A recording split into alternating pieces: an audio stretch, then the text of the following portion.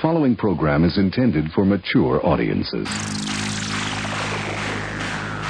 Sakic held it in. Still held in. Yui Krupp shot. Score! The Colorado Avalanche! You're listening to Basically a Sports Show. Follow us on Twitter at Basically Sports. Subscribe to our podcast on iTunes. And download every episode and more at basicallyasportshow.com. Now here's your hosts, Zach, Greg, Mike. And you're listening to Basically a Sports Show. 10 o'clock tonight, Chinese Taipei takes on Israel, World Baseball Classic. You got to throw out the record books when these two meet up, let me tell you. Totally. International rivals. You got it, man. Taiwan versus Israel. I'm telling you, this could lead to literal war if it doesn't go well. I'm just saying. I'll tell you, it is not Taiwan, you anti-red state, social, God damn it. I lost my thread. Anti-communist. Yeah, it's Chinese Taipei, and you'll like it. Yeah, it's Chinese Taipei. That's even what it says on the screen. Anyway, so the hot take on the Rams, Mike. Go ahead. All right. I like it. I like everything they're doing. I don't have a single problem with it. I think it's great. Really? Oh, Yes. So, okay. The blue and white logo, sure. I can, if that's what you want to do, I can get behind it. It's fine. White helmet. All right. Yeah, sure.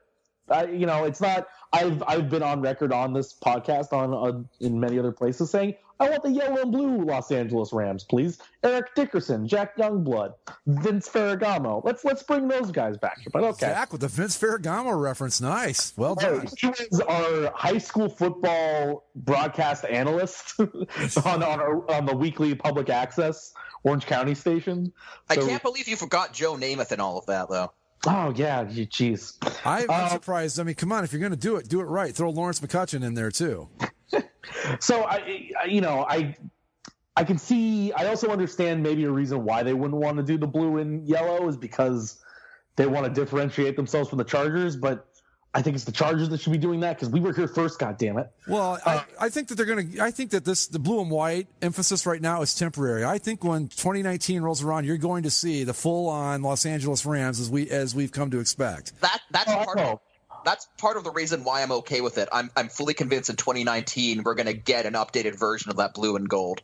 But to be half pregnant like this with the blue and white helmet, blue and white pants, and then the blue, white, and the accents of gold. I did love that bit, though. It has accents of gold. Yeah, that's garbage. The gold is right next to the fucking helmet. It's like, it's on the shoulder. We saw this when they did the stupid color rush. They improved a little bit over the color rush uniform. That's the best I can say. Here's the problem I have with it is, I think I even put it on the boards. The technical term for this is half pregnant. They've got a great uniform and helmet and pants and a good start on a jersey. But I mean, as much as I think the helmet looks awesome. I love it with the white face mask. I didn't think I would. I think it looks great.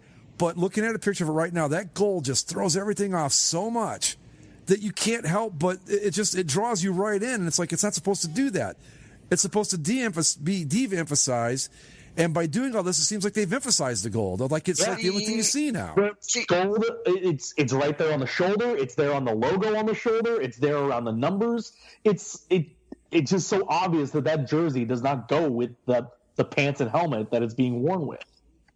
See, to me, I understand what they're doing. They want to de-St. Louisify this look as much as they can.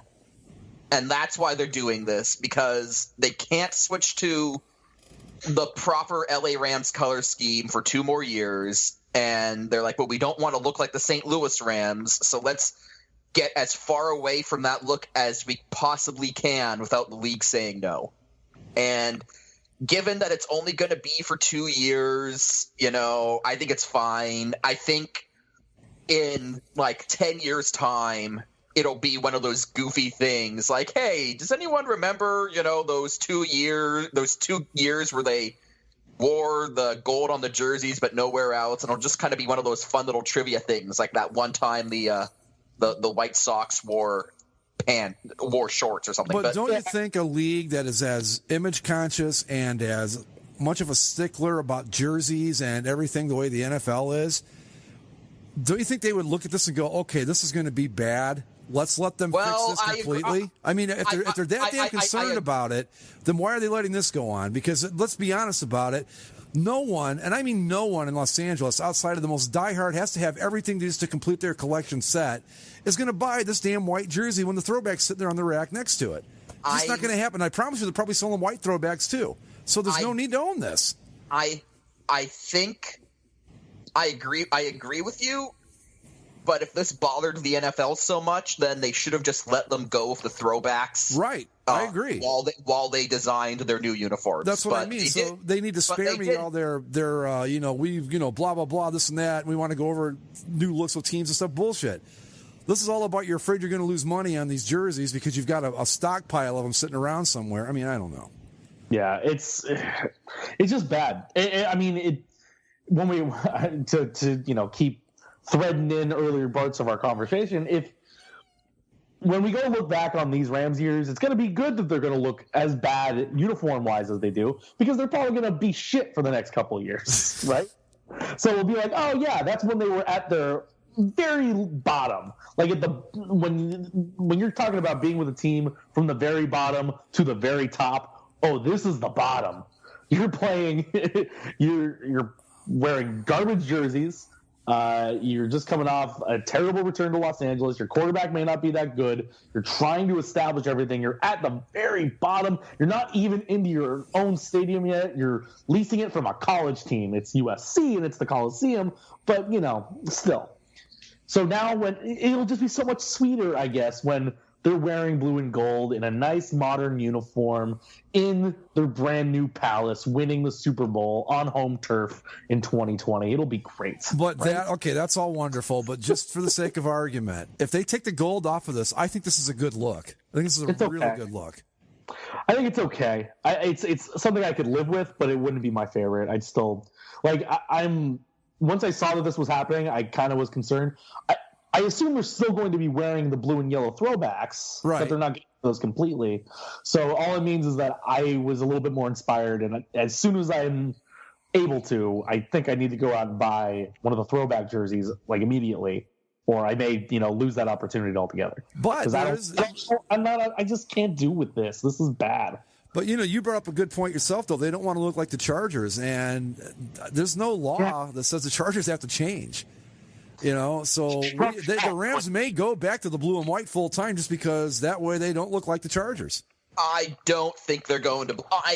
I really do believe that come 2019 they are going to be in the classic blue and gold. Yep, and you'll see these as alternates. That's what will happen. The original blue and whites will come back as an alternate because I think people like them, but I think overall, I think that even Rams fans like the blue and whites, but they like the blue and golds better. So if they could have both and have the blue and whites as an alternate, that's the best of both worlds as far as they're concerned. You've got the main Rams uniform as the primary, and you throw these on twice a year, and they look cool, and there you go. Everybody's happy.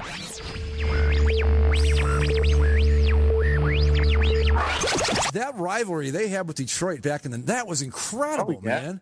Yeah. Just incredible. It was I think the best rivalry in pro sports. I mean, they hated each other. And even recently, I mean, it's not too long ago that they were a playoff team. Yeah, but it was the Forsberg, Wass, Sakic, Forsberg. Yeah, I think was Drury on that team. Claude Lemieux was there. Yeah. And what was the other guy's name? Number 40, Rick Tanguay, is that right?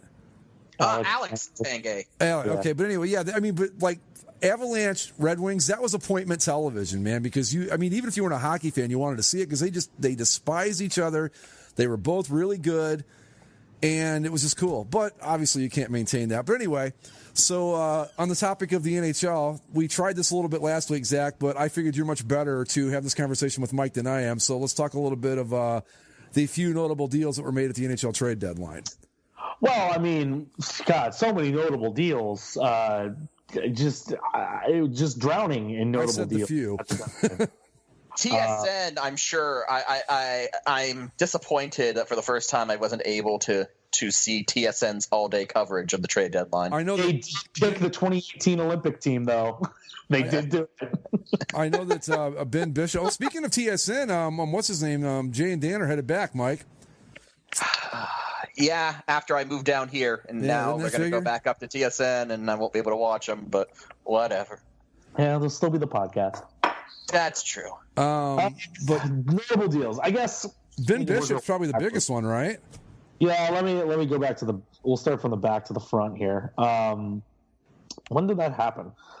That was just the other like 2 days before the deadline, I believe. Yes, February 26th was when. So the problem with the trade deadline was that most of the big names moved before the deadline. So the actual deadline was kind of garbage. Mm-hmm. But on the 26th, I guess that would be Saturday or Sunday. Sunday. The Kings traded for Ben Bishop from the Lightning. The Lightning traded Ben Bishop with a 5th-round pick to L.A. for Peter Budaj, minor league defenseman Eric Cernak, and a 7th-round pick and a conditional pick in the 2017 draft. I believe the conditional pick is like a second-rounder maybe for making it to the conference finals or something like that. I thought when the Kings made this trade that first off it was kind of stupid, and if they're going to do it, they should have traded him for a scorer, like flipped Ben Bishop for somebody else. Yeah. And they didn't end up doing that. They just traded the goalie that carried the luggage for them for the majority of the season to even get them into playoff contention, so that they can now have Ben Bishop and Jonathan Quick fresh off of injury. Both start every night. I don't get it. This is what confuses me, because no team seemed to really clear up their goaltending situation, because now the Kings are going to get Quick back, but they're also going to have Ben Bishop, and the Lightning, who had that issue of Vasilevsky or Bishop, well, now they have Budaj or Bishop, and nothing seems to have been solved. Well, I think the Lightning looked pretty solid. Like, the Lightning had been kind of charging back into contention. It was, Steven Stamkos is around the corner from coming back. So I know a lot of people thought that they were going to try and be a buyer and try to get some pieces to maybe make that real big push. But they didn't do anything really besides offload Valtteri Filppula's contract for next season, then flip Mark Streit back to Pittsburgh. Which was hilarious, by the way, because the Penguins couldn't trade with the Flyers, so they did it via Tampa. They did it via Tampa, and this is what was funny about Streit. Because you mentioned how the Lightning have sort of been staging a comeback. That kind of came to a screeching halt the other day. They played Pittsburgh. Right. And lost 5-2, and Streit got 2 points on him. Like, after he had been with the team for like 4 minutes. Yeah, and the good thing for Mark Streit is that now he gets 50% of his salary still paid by the Lightning, which means 50% of his salary will be untaxed, which is nice for him. Mm-hmm. But the Lightning were sellers, so it looked like that they're going to back off. So I don't know if they're really going to have to deal with choosing Budaj or Vasilevsky. I think it was more choosing, we're taking Vasilevsky for the future. We're going to get rid of Bishop now to somebody. According to Steve Yzerman, this was the best offer they got for him. Isn't Bishop's contract up at the end of this year, though? Right. Right. And so they wanted to get something for him, and so they got a minor league defenseman and a couple picks. Budaj will be gone at the end of the year, and they won't have to worry about him. Well, I know that early in the season, I was talking to Mike about this last week, that on my fantasy team, I have Bishop. And when he got hurt, I grabbed Vasilevsky, and they were talking like that Vasilevsky, it was just a matter of time before he overtook Bishop as a starter. Then Bishop got hurt. Vasilevsky didn't play so well, but I think that, maybe they're just thinking in the same terms they were before all this went down. Like, this is our guy. Like you said, he's our guy of the future. Bishop's contract's up, so, get what we can for him, right? Right. No, it's fine for the Lightning. I thought they were going to make more of a push, but if they wanted to sell and just kind of kick the can down the road next season, that's fine. I'll buy them. I just don't understand what the Kings are doing. The problem for the Kings has not been goaltending. Again, like if it weren't for Peter Budaj, who they traded for Bishop, they wouldn't be even close to contending. And Jonathan Quick comes back, looks really good against the Ducks, and they've struggled in a couple games since, but they're still in contention to push there.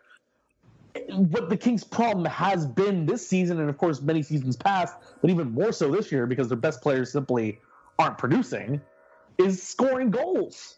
And they didn't get any scores out of this Ben Bishop trade. They got Ben Bishop, who, sure, you get another good goaltender whose numbers really aren't all that better than Peter Budaj's this season. So I don't know. Yeah, I mean, he's been okay, but again, using my fantasy hockey team as a reference, if I had it to do over again, I would have kept Tuukka Rask and traded Ben Bishop.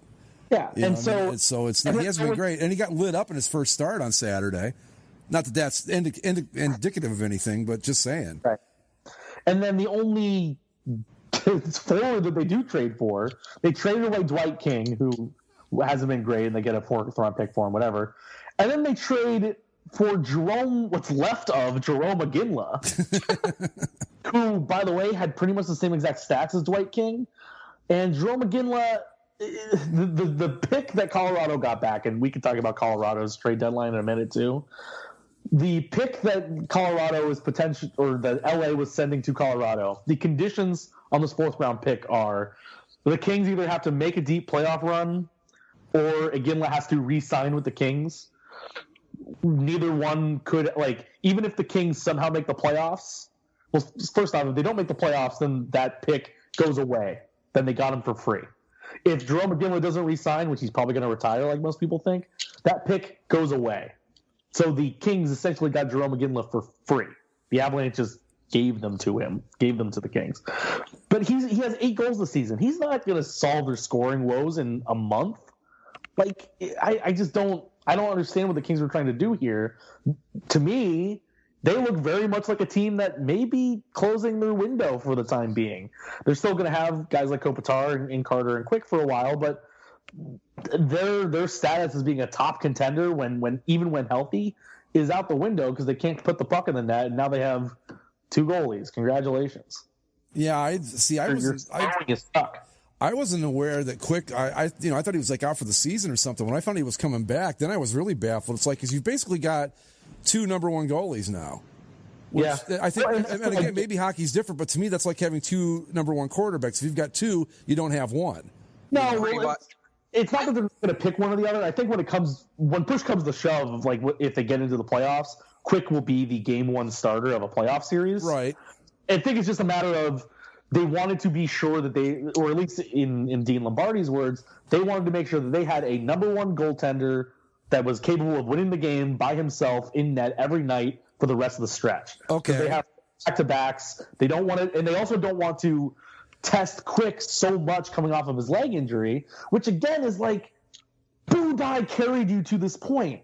You could have kept Peter Budaj, not given up anybody, and still been in the same exact position, probably with the same exact aspirations of making the playoffs, the same odds of maybe making that push that you now have with Ben Bishop. I don't think that having Ben Bishop made them any more likely to go up and steal a playoff spot. I don't get it. Yeah, but Bishop, is a bit of a health risk too. I mean, he's been off and on all year with the minor stuff, but Bishop not only this season, but if you look at the Lightning's last 2 deep playoff runs, you could legitimately make the argument that Ben Bishop getting injured cost the Lightning a Stanley Cup and a berth in the Stanley Cup, respectively, over the past couple of seasons. Yeah, I just don't get it. I mean, I get it makes kind of sense from Tampa side when you take in the rest of their trades. I just don't get it for the Kings. It just seemed like a very we made a bunch of trades, but are either of you better? Well, no, not really. All right, well then why?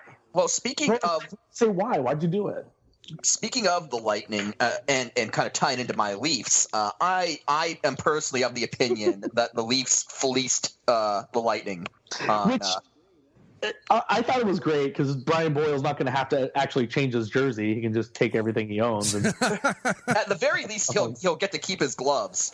Right. He's not going to have to change his gloves. Just switch stickers on your helmet, and you're pretty much good to go. That's funny. Yeah. Every one of us have now made that joke about this trade. Okay. Yeah. Well, it is what it is. They shouldn't look at each other. That was a great trade for the Leafs. I actually liked everything the Leafs did.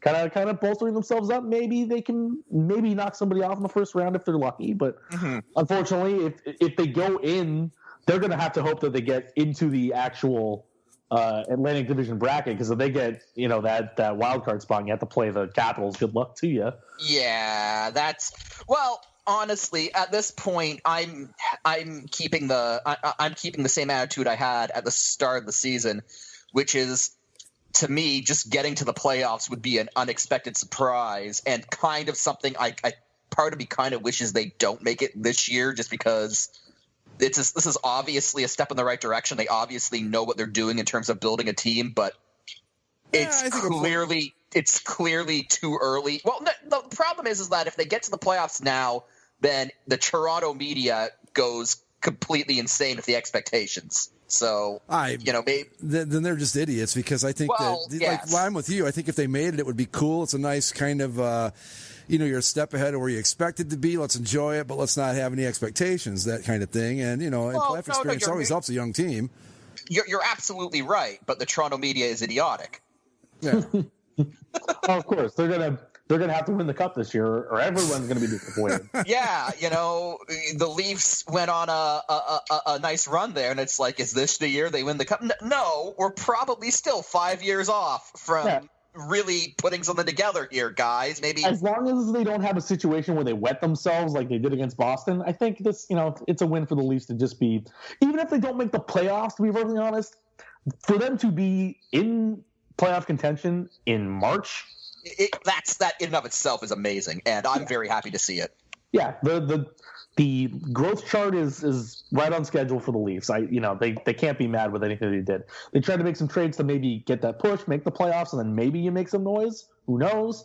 But they're right where they need to be. They've all done a very good job, and they should be proud of that. And I'm pretty happy with Brian Boyle. Obviously, I hope he re-signs with the Leafs, but I think he's a good addition to the team, and I think we got him for a steal from Tampa. So yeah, for pretty much nothing. Conditional second-round pick for Byron Froese. He's a prospect. He's like he's been up for a few games, but yeah, the Leafs are kind of stocked on young talent. They can afford to part with one of their prospects. But speaking of a fleecing, Mike, Martin Hanzal.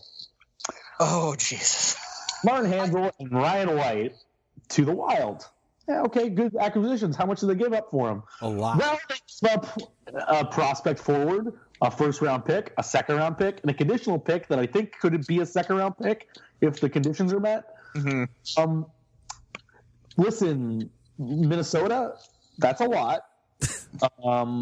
But there's a thought going around that, or at least I read some conversations basically to the effect of, if the Wild purposefully overpaid to get Martin Hanzal, because they do that. This is the idea, is that they purposely overpay to then set the trade market at a certain level that raises, a rising tide, raises all boats. Yeah, that sort of thing. So you move that up. That means that it moves the goalposts on a lot of these teams. And so the teams that would be contending against the Wild then have to either pay out the nose to get some of the players that they had, like an impact player that they want, or they just don't make the trades. And as we saw, there weren't a whole lot of trades made.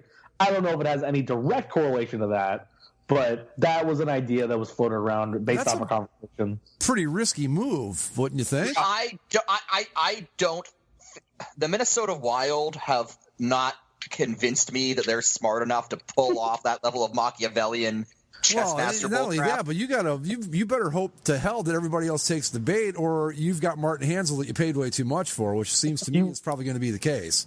Yeah, a first-round pick and a second-round pick and a prospect for, at best, a third-line center is that's what kept flooring me. All these Wild partisans defending the move were like, "Oh, he's a great third-line center to have." Yeah, he's a great third-line center to have, but at the end of the day, he's still a third-line center. He's a great third-line center to have. We got Dubes in net, and we got the ZKG line. Oh, God damn it. And Stu's going to back him up on the fourth line. God damn it, Wild. Stop it, Wild fans. Stop it. And here's the thing is, I keep trying to tell you, Wild fans, look, I get it. You're first place in the conference. You may be fighting for the President's Trophy. The division title's practically yours, I guess. I mean, Chicago just overtook them last week, I think, so they're still in contention there. But you're having the best season, regular season you've had ever. It feels so good. You play this fast, exciting style. Oh, it brings back so much memories for me that end up nightmares year after year after year after year. And I'm sure Capitals fans can chime in and be right on board with me in that regard. Yeah. It's a fun time with Bruce Boudreau. He talks a lot. He gives you good quotes. You're scoring goals. You're winning games. Everybody's having a grand fucking time. Just wait until you get knocked out by the Blackhawks in the second round after being up 3-2, and then you lose on home ice in Game 7. In Game 7, and you give up 4 goals in the first period, and it's never even a game. Yeah. Yeah, you're giving him way too much credit. Given Bruce Boudreau's record, it would not shock me if Minnesota got dumped in 7 games by Calgary in the first round. No, we did the calculations last week, Mike. Calgary. Boudreau is due to be knocked out in the second round this time around. That's right. Following his pattern, this is second round knockout year. Yeah, done the math. And it's just, and you also have to add in the fact that losing to the Blackhawks in the playoffs is just what the Wild do.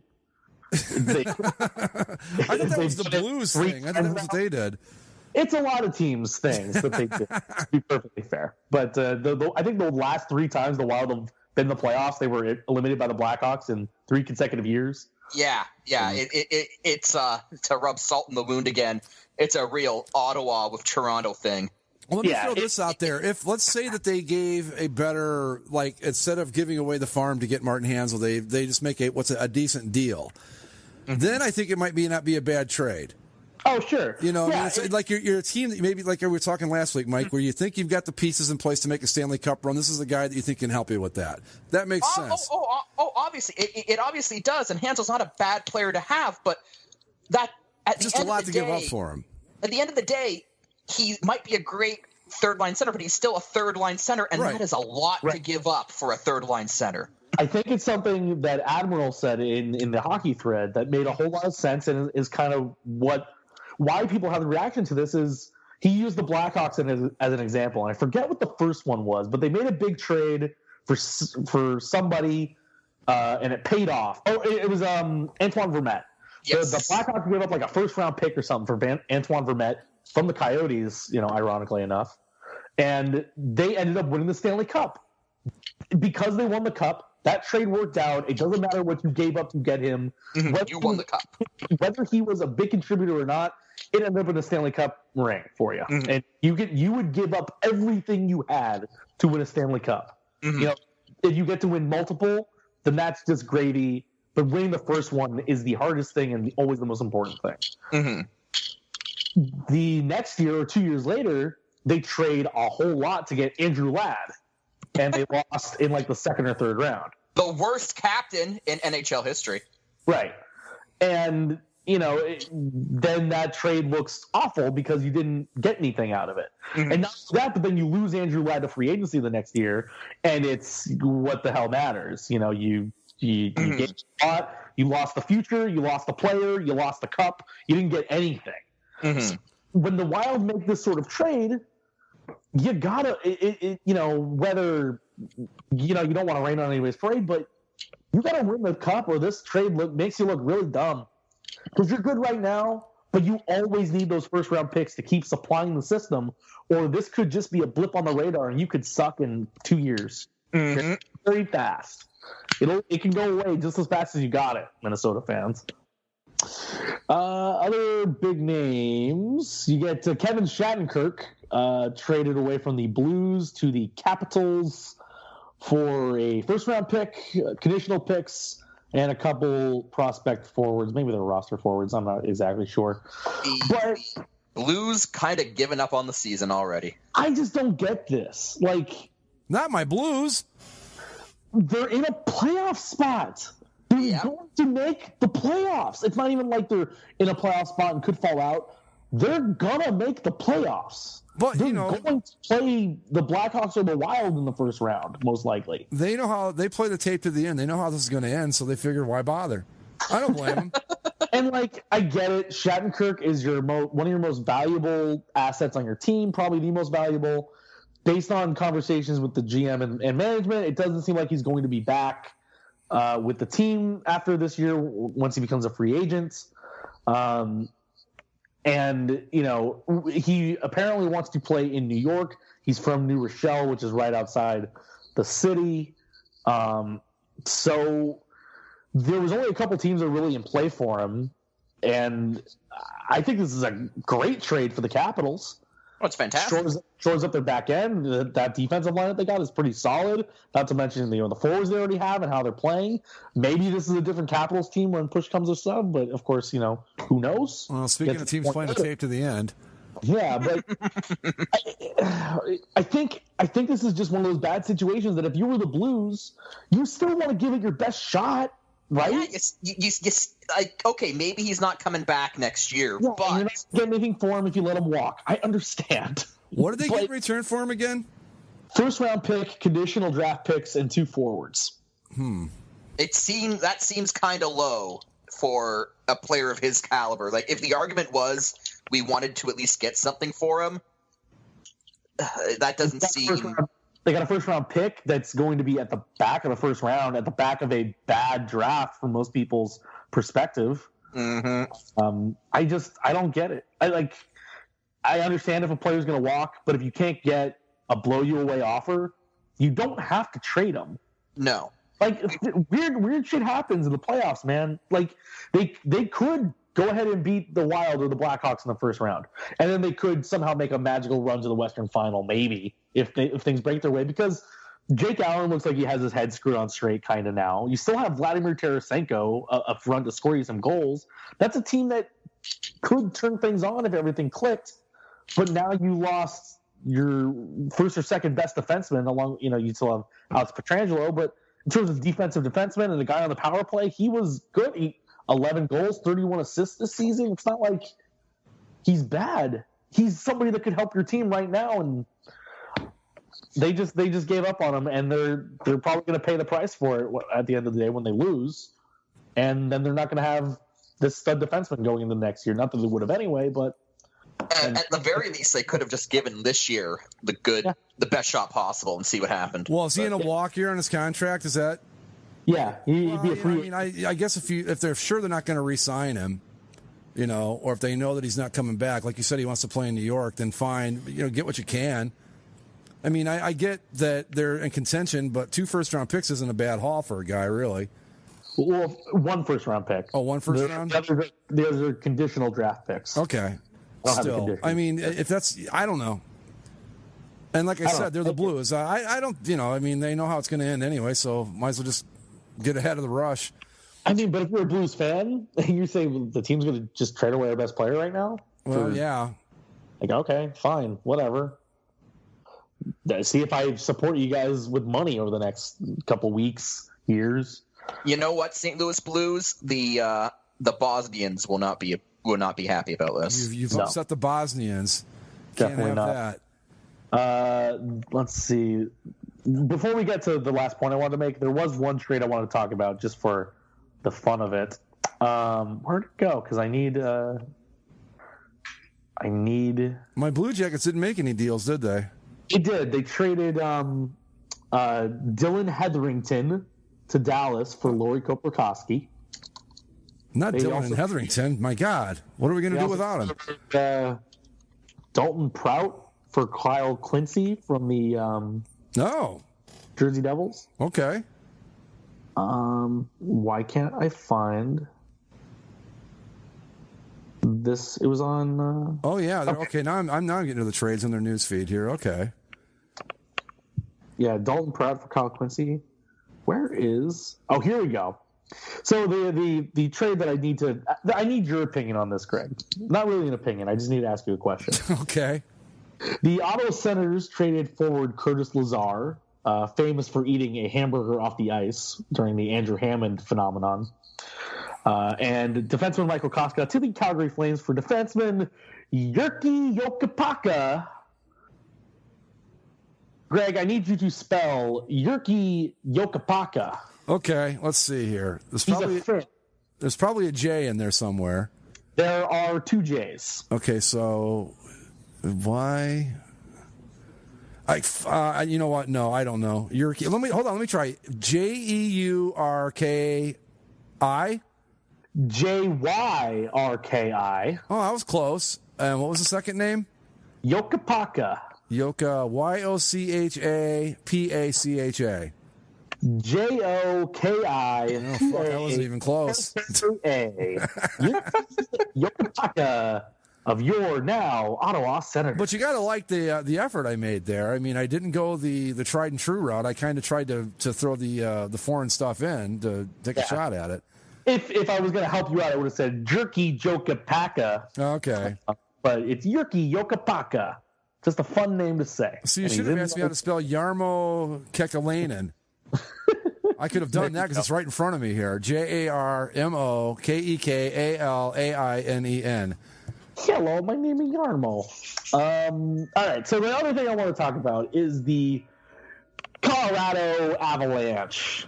It's we're Lanch Talk tonight, huh? Yep, we're sliding down the mountain here on Lanch Talk.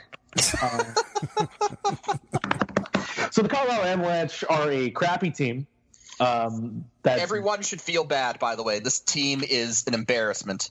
This is a very bad team. Weren't they just pretty halfway decent a couple years ago, though? They almost won a division title, I believe. This team is on record to have the worst record. Is on track to have the worst record of the shootout era. No kidding. Yeah. What happened? Because if I remember right, I want to say it was not last season, but the season before. They had kind of come on and were better than we thought they were going to be. It looked like they were on a get better trajectory where we thought in a year or two they'd be really solid. And now this. So what's the problem here? Well, there's a lot of dysfunction, of course. They lost Patrick Waugh, who decided to quit halfway through the offseason. Oh, my God. They're 17, 44, and 3. Yep, there you go. Patrick Waugh quit because apparently he had no say in the signings of the team because Joe Sakic, his former running mate, not necessarily running mate, but teammate on the Stanley Cup franchise teams, wasn't letting him in on the decisions, and so he said, "Fuck this, I'm out." Can I throw a few stats out here for the people that don't follow hockey as closely to give them an idea of how bad this team is? Sure. Okay. The Colorado Avalanche, last place in the West, obviously. They have 37 points. Mm-hmm. And that's after 64 games.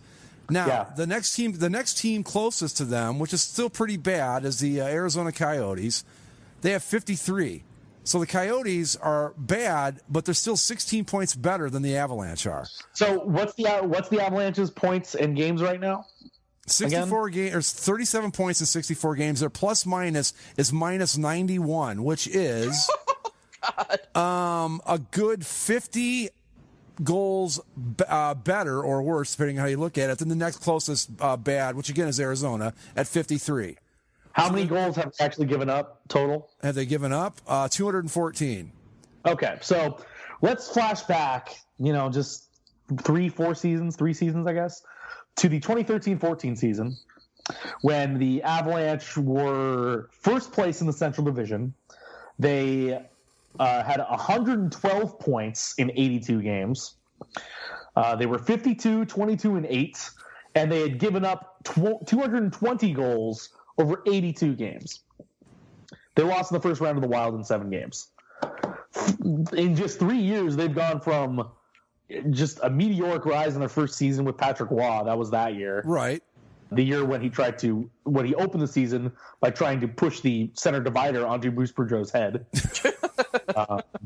After that, you just got to think things are looking up at that point.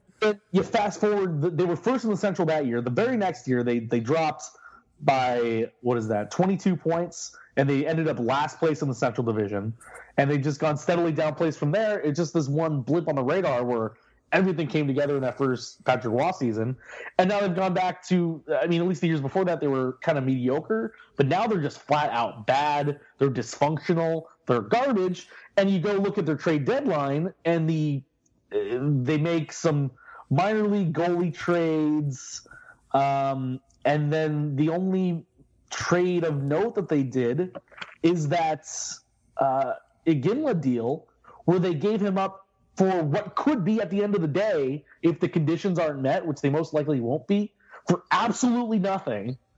And then you have your two big stars, very tradable assets that have been talked about all season in Matt Duchene and Gabriel Landeskog. Supposedly the Islanders were very big on Duchene. The Predators were in on Duchene maybe. I know the Ducks have been talked about going after Landeskog, but they didn't have the salary cap room to do it.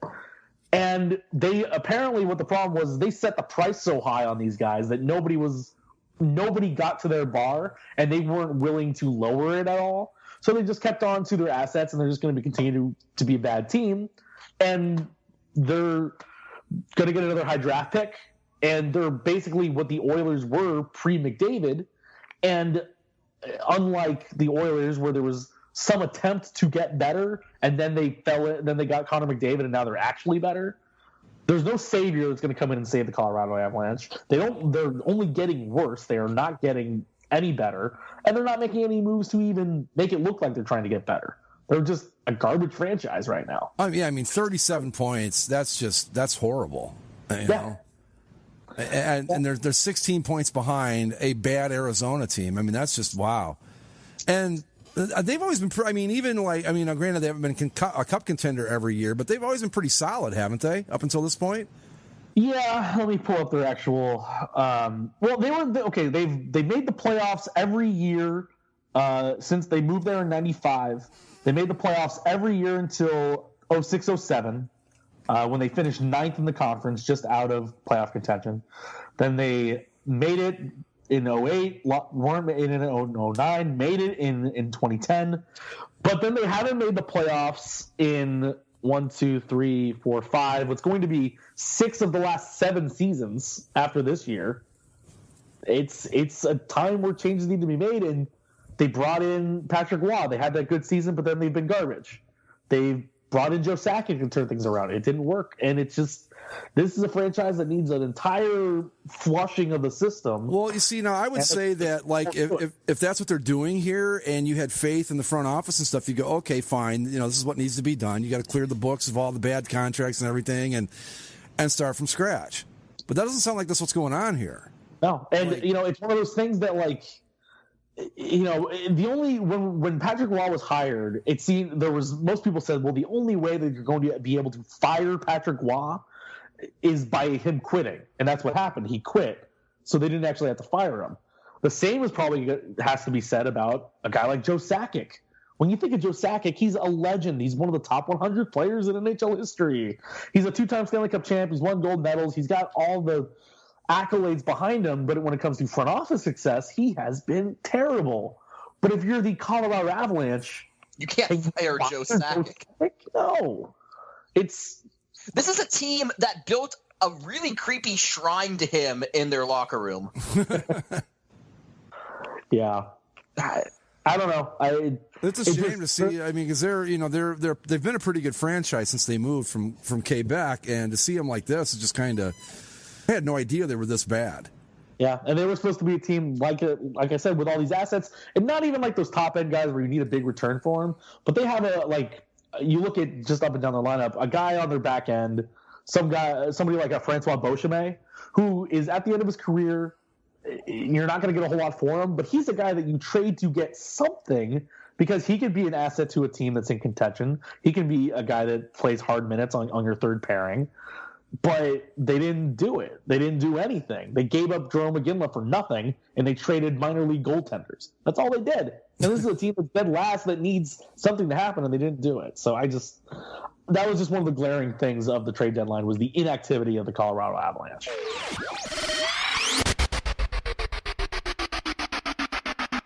Boys, we are mere minutes away. Israel and Chinese Taipei about to go to the first pitch here. Also, just to show you guys, the record books. Just saying, the official mascot of Team Israel. Is that racist? That's what I'm trying to tell you. I don't know. I think it's like black guys saying the N-word. Like, it's not racist when we do it. But it's not. they're just. It's just a Jewish guy, right? I guess if you could say it's an Orthodox rabbi, I suppose. I wasn't sure. Is he Hasidic? Or? He's Orthodox is probably the safest way to say it. It's like the other fact, of course, that most of these guys aren't from Israel. They're just kind of Jewish, and then they're just kind of Jewish is like, I don't. This is a tricky area. I don't know. I don't know what to do about this one.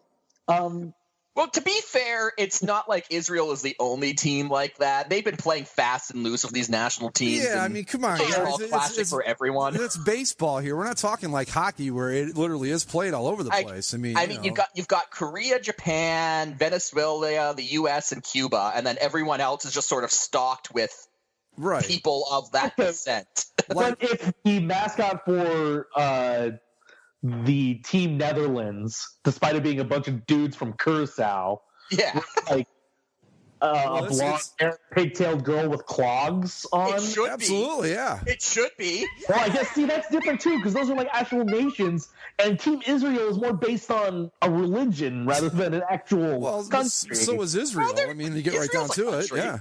Israel's a country, but the guys that are on Team Israel aren't like part Israeli. They're just Jewish. Yeah. Well, right? It's like if there was a Team Vatican baseball team and the mascot was just Jesus on a cross. That would be fucking awesome. Are you kidding me? I'll say this. The mascot was the Pope. Even better. Look, I'll just say this.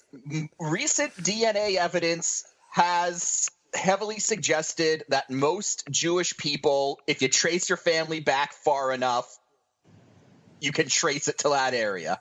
Well, it takes us all back far enough. We're monkeys too, so no, we're not monkeys. We're primates. We're apes. Yeah, we're all fans of Team Chimp at the end of the day. Well, speaking of Team Chimp, what a nice segue, Zach. Way to go, guys! The selection show for the Glorious Tournament of Victory 2017 edition just around the corner. Yeah, and I've got to think that the mascot for Team Israel's got to get in this thing somewhere, right? I don't know, Mike. Does he have a space in your bracket? He absolutely does. Well, I know. Look, conference tournament's about to get up.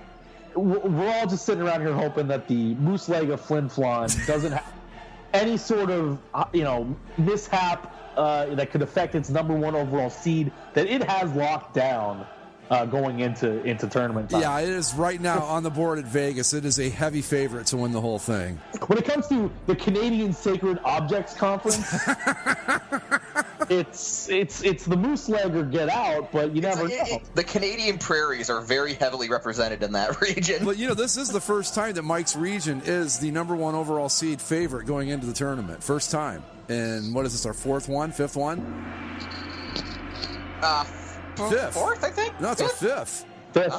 Number 5. Yeah. We had the goddamn Batman repeated, and then we had who won the third one? Teddy Roosevelt, Astride of right, and then Chimp Mariachi Band broke through. Chimp Mariachi, Chimp Biker Gang is looking really strong so far in the Chimp conference this year. Again, are you building up a good roster? Because you're the only one that doesn't have a title on the ceiling. Yeah. Are you going to be able to hang your championship tarp up just like the proud Ottawa Senators? I think we've got a very strong field. That's what I'm going to say. I think we've got a very strong field, a lot of good contenders. I'm not going to have any regrets, however this unfolds. I think I think we've got a strong bracket this year, and we'll just leave it at that. All right. Like I said, still the Sentinel Prime Memorial Conference or bracket, correct? Yes, the Sentinel Prime Memorial Region of Excellence. The Glorious Tournament of Victory 2017 edition coming soon. Time to get to work on those brackets, guys. Follow us on Twitter at Basically Sports, Spreaker, iTunes, Stitcher, YouTube, and find us on Facebook. And with that, we are done. We will see you next week. Later. Adios.